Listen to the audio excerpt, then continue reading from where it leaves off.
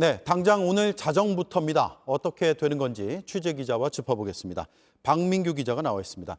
제일 궁금한 건 일반 시민들이 어떤 영향을 받는지인데 물류 대란이 온다 이런 얘기도 있거든요. 맞습니까? 네, 물류 대란 얘기는 반만 맞는다고 해야겠습니다. 일단 내일부터 당장 일반 시민, 소비자에게 직접 어떤 영향이 와닿는 일은 없습니다. 다만 시간이 지나면 달라질 수 있습니다. 네. 이번 파업에 들어가는 화물연대 소속 기사들이 2만 5천 명 정도입니다. 전체 6% 정도로 비율은 높지 않지만요. 실어 나르는 물건이 워낙 다양합니다. 항만과 산업단지에서 수출입 물품, 시멘트나 철강, 석유화학 관련 원자재, 또 가전제품, 자동차, 기름이나 우유를 옮기기도 합니다. 당장 집 근처 가게에 물건이 달리거나 택배를 늦게 받게 되지는 않겠지만 화물연대는 물류 자체를 멈춰서라도 요구사항을 관철하겠다는 입장입니다. 그래서 만일 파업이 장기화되면 변화가 더 와닿을 수 있습니다. 네, 그렇군요. 배경을 한번 봐야겠는데 이게 하루아침에 결정된 총파업은 아니잖아요? 그렇습니다. 지난해 6월과 11월에도 파업은 있었습니다. 그때는 일부만 참여한 경고성 파업이었는데 명분은 이번 안전운임제 확대, 그때도 같았습니다. 이건 최근 들어서 요구하는 게 아니라요. 2003년에 화물연대가 결성됐을 때부터 20년 가까이 된 주장입니다.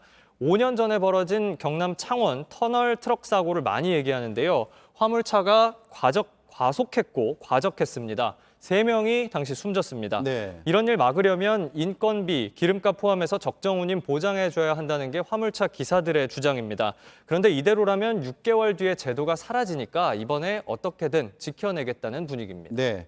그런데 이 제도가 모든 화물차에 적용되는 건 아니죠? 네, 앞서 보셨지만 수출입 컨테이너와 시멘트를 옮기는 차량만 이 제도 적용을 받습니다.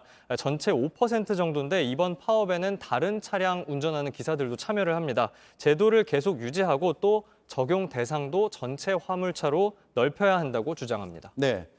파업은 지난해에도 있었지만 정부와 해결을 잘 하진 못했고 그러다가 이제 정권이 바뀌었습니다. 네. 새 정부가 노동계와 더 부딪힐 거다 이런 예상들이 나오고 있는데 어떻습니까? 예, 일단 이번 정부가 이 안전운임 제도 자체에 대해 구체적 입장을 밝힌 적은 아직 없습니다. 다만 노동계에서는 정책 기조가 반노동으로 가는 게 아니냐 이렇게 걱정을 합니다.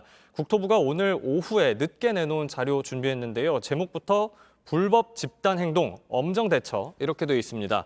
또 정부는 파업이란 말 대신 집단 운송 거부라고 규정하고 있습니다. 화물차 기사들은 화주와 법적으로 근로계약 관계가 아니라서 노동자도 아니고 노조도 파업도 아예 인정할 수 없다는 겁니다. 네. 물론 이전 정부에서도 이 일몰제 문제는 해결이 안 됐지만 안전운임제는 문재인 정부의 100대 국정과제이기도 했거든요. 중대재해법 만들고 주 52시간제 시행하고 최저임금 올렸던 이전 정부 정책이 뒤집힐 수 있지 않겠느냐. 그래서 앞으로도 번번이 노동정책 놓고 노정이 충돌하지 않겠느냐 이런 우려가 나오고 있습니다. 네, 박민규 기자 잘 들었습니다.